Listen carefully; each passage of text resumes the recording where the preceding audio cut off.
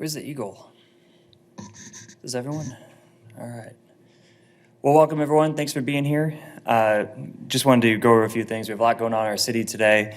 First, I want to talk about how appreciative the council is that we have been receiving feedback not only in person but also online and through our email on the budget. As I think most folks know, our budget will be debated and likely passed this upcoming Tuesday, and we want to still make sure we receive input from the public so we can make adjustments as necessary so that this budget does reflect the values of our community. I want to talk a little bit, give an update on our efforts as a city for the minority and disadvantaged businesses in our community. I want to give kudos to our city departments who have actually done really well in implementing some of these standards and goals that we have implemented for the emerging and disadvantaged business enterprises, or EDBE, which set up department goals last year, and we have, I think, 12 departments who have met those goals. So the goal of this, or what we want to do, is make sure that EBDE, which is a for-profit small business concerns where socially and economically disadvantaged individuals own at least 51% interest, and our goal is to help our community become more equitable by ensuring that we purchase over 34 million in goods and services from EBEs and DBE firms. And here we wanted to talk about how those in our community who are interested in doing business with the city, how they can do it better. So I think that's what this website is. Right, Megan, are we going to have... Okay, but the budget director's here. Do you want to come up and show us how to use it, or no? Okay. So the information on the screen, we want to do business, particularly with more small businesses, minority-owned and women-owned businesses as well. So the vendor service is at our website. We were hoping to get that information out even more so that in 2020 we can continue this trend of more departments hitting the goal and doing business with EDBE businesses. So for the census, as everyone knows, this is a census year. Recently, the Census Bureau announced that they're ending continuing efforts a month early on September 30th. That includes critical door knocking efforts and collecting responses online or over the phone by mail. Kansas has nearly 1 million residents who have not yet been counted for the census. Each person who takes the census has a huge impact on the federal funding that comes back to Wichita. This is the money that is used to fund infrastructure and programs that we enjoy and use every day here in our city. I believe it says that, we only get one shot at doing this right every 10 years, and for every family that isn't counted, Wichita loses approximately $53,000 from one family who misses this. So even if 10 families aren't counted, it's $530,000 that we miss out on. So we want to make sure that everyone is counted. That's just 10 families, and we lose more than $500,000. So federal money, we're all paying our federal taxes, and it's only right that that money, we get our fair share coming back to us. So please take the few minutes to fill out your census online at my2020census.gov or by phone. The phone number is 844-330-2020 or by mail. I think most people by now would likely have had it mailed into them. So, okay. In addition, I'm going to talk about Century 2. This has been, I think, somewhat of a hot topic. Our last meeting, we had a motion to bring up for debate. Part of that motion was to debate on the 18th a proposal that will ensure that the Century 2 will be tied to a public vote, rather binding or non-binding, if it is to be replaced or demolitioned. It is meeting the intent of the 17,000 people who signed the petition asking for the future of Century 2 to be tied to a vote. And it makes sense because back in 1961, Century 2 was voted on to be enacted to replace the current performing arts center that was there. So we are working right now to come up with a plan that will respect the will of the public and make sure, again, that the future of Century 2 gets a vote on it.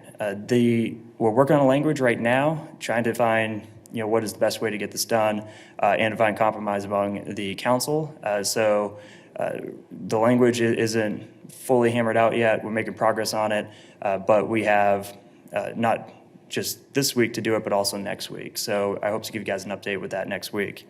Also, the animal shelter. We received hundreds of emails about the animal shelter and folks who are concerned about that being cut in our budget. As everyone knows, our budget is the first draft. It is presented by the city manager, and for the process to work, we need people to give us input, and then we make changes so that we better understand the values of our city moving forward with the budget. As everyone knows, a budget is a reflection of people's values. With that, it is clear that if we were to move forward with the animal shelter being cut as it is, there would be a service gap.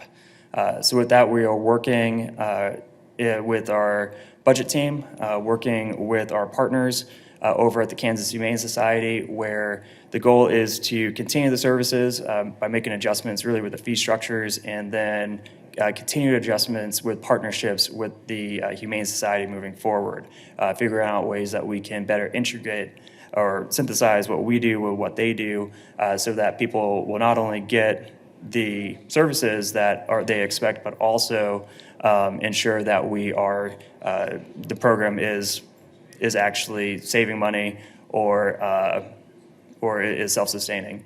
Sorry, a big group of folks up there stopped and looked, so I was distracted.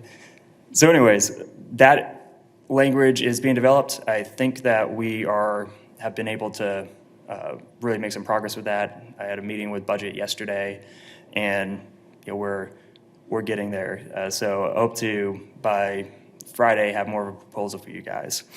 And really, I open up to questions at this point. Yes, ma'am. I do have a couple. Do you consider that Wichita Mayor has a problem with stray animals currently?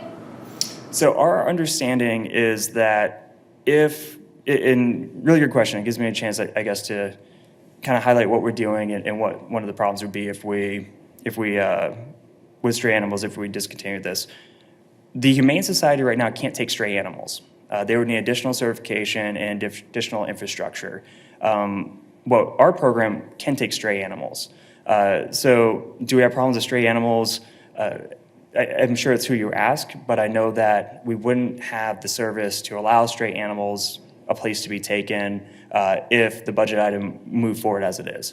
So we definitely would have a bigger problem, but we want to make sure that in the future we protect the services where people can bring in strays, where if I lost my dog and a neighbor picks it up, they have a place to drop it off so that I can be reunited with my dog.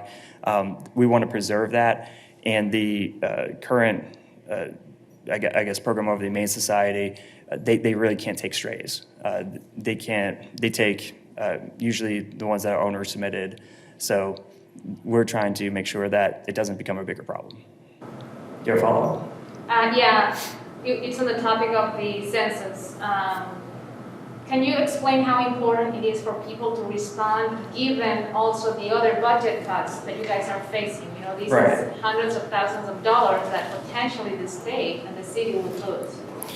And that's a really good point, where I think that we think of the census and it's kind of in the back of our mind. It's not something that we consider as an everyday item. And thank you for bringing that up, where the census isn't part of our budget cuts because it's federal. It's federal money coming in.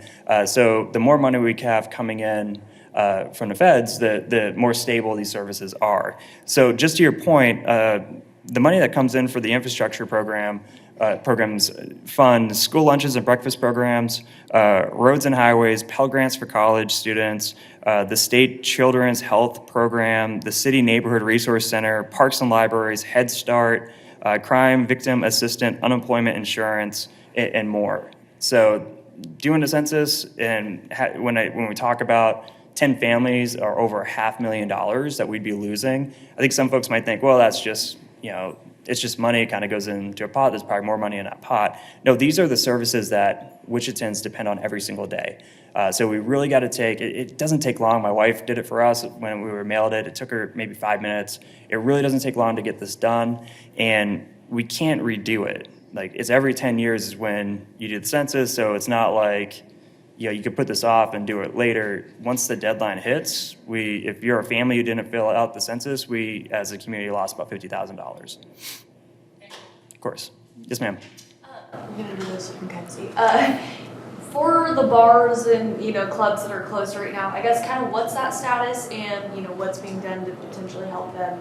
Just kind of that update. Yeah, good question. So we did have a meeting earlier this week where I brought together representatives from our federal delegation, including Senator Moran's office, from our brought in the county folks, we had city folks on the call, and we had bar owners, and then we had members of our business community who are very well versed in the different I guess the different programs that small businesses, including bars, could take advantage of during this time.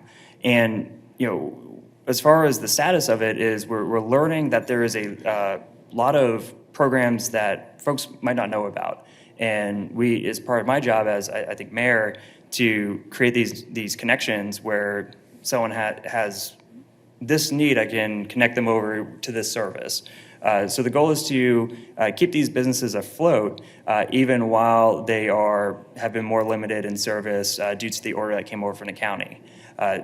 We all got to get through COVID. It's not easy, and there's sacrifices that are being made. I think bars right now are being asked to make a additional sacrifice by limiting their hours, and for some of them being outright closed. I will say, and this is coming down the pipe, so I don't have all the information, is we have what's called Sparks money, which was negotiated. The CARES Act money, most of it went to the county. Okay, so the county is the gatekeeper of the CARES Act money, and it's very limited on what you can use CARES Act money for, and they have a consultant that talks about that, about what they can and can't do. And then some of this money actually went to the state level. About, I think, 8 million of it I believe 8 million of it, it will be used for, and don't quote me because this hasn't you're going to quote me, but this hasn't totally come down. But what I'm told is that there will be opportunities for small business grants, refundable grants, and also micro loans. And what I'm told, and the reason why I'm letting this information out, even though I don't have all the details on it, is that the applications, the first come, first serve. People who weren't able to take advantage of some of the more federal programs, the PPE loans and so on, will have preferred status. And the real reason why I'm giving you guys a hint on this is that some of the small businesses, it's a lengthy process for the application. If you are a big business and you hire a let's say a tax firm to do your taxes, or a finance firm, they're probably keeping an eye on all the changes and they let you know right away. If you're a small business, mom and pop's business, you might not have someone who's doing that for you. So because it's first come, first serve, because it's a lengthy application, I want to get the word out that probably in the next week we're going to get a lot more details on that, and to be on the lookout. Especially small businesses, be on the lookout. First come, first serve. Make sure you start an application. It's a lengthy application, and that's not just for the bar industry and the service industry. That will be for for all the small businesses that are suffering during this time. And then I know it's still all up in the air, but will there be like a preferred person that'll get the grants, like say small businesses or those who have had to be closed multiple times? I know it's still recent and new, but right. And I haven't had a chance to read it or have my team go over it. I do know, but the person who called me right after this started, the person who helped negotiate on behalf of Wichita with this, called me to give me a heads up on roughly what it's going to look like. My understanding from that call, and again, going through a drive-through, right, listening to what's going on, so was that folks who missed out on the federal money will likely be the ones who are preferenced. But you also, I think, have to have a reason to get this loan. I don't think, or even the grants, I don't think you can just sign up and you're doing great. Like there are some businesses, not a lot, but that actually are doing okay during this time. A lot of those are type of services that are delivering services. I'm not sure what the mechanisms are to change, the likeliness of getting this from a service that actually is doing really well. Amazon's doing really well, a service like that versus, a bar that is shut down and not doing really well. But part of our small business meeting, or meeting with the bar owners and stuff, was also to point out that there's really two tiers of, particularly with the service sector, people who are hurting. There's the owners who have their business shut down, and then of course there's the employees. And we wanted to go over programs that help both of those groups. We have just a brilliant person in our housing department, Sally, and she is able, if you are someone who is laid off, you don't have work right now, reach out to our housing program. There are some of these programs that are federal funded that aren't really meant for this situation, but can be applied to this situation. Like you might qualify for some of this help. And, like I said, we need to get people, people are struggling right now. We got to get to the end of this coronavirus with as little pain as possible. And that's what we're trying to do. And I will mention that there was an article today where the state top doctor in the state actually gave credit to, I think, the 15 counties who put mask ordinances in place. We're the only counties, the ones who actually put mask ordinance, in Wichita, of course, did our mask ordinance, and a week later the county did theirs. The only counties where numbers are actually trending downward are the ones that did mask ordinances. So, when we come together and kind of attack this thing head on, we see results, and we also have to do the same thing economically. Is attack it head on, see what we have in our toolkit to help these businesses. It's the longest way to answer that question, I think, but other questions? Yes, sir. Speaking of Wichita's mask ordinance, it's coming up here before too long.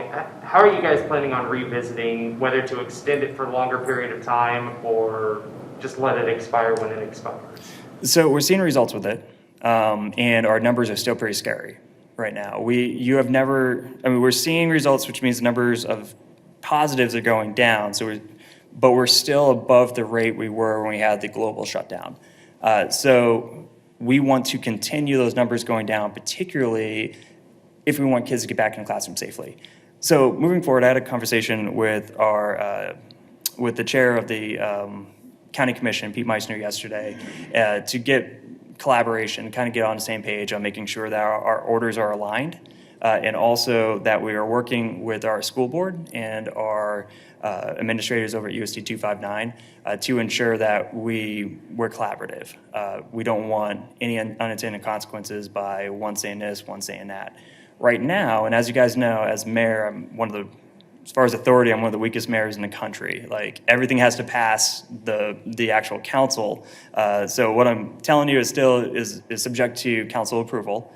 But I'm pretty sure what we have going on is we will likely extend and ensure that it matches what the Board of Health, aka the County Commission, is planning to do as well, with collaboration with the school district.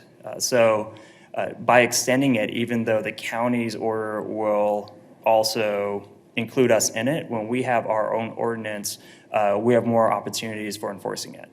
So we have a little more control over it. So it's likely we'll extend it, but we might make some changes once we go talk with our partners over at 259 and also over at the county. Other questions? All right, no questions about animals? Awesome. Cool, guys. Well, if there's anything you need, let me know. I'm always available, and I appreciate everyone coming out.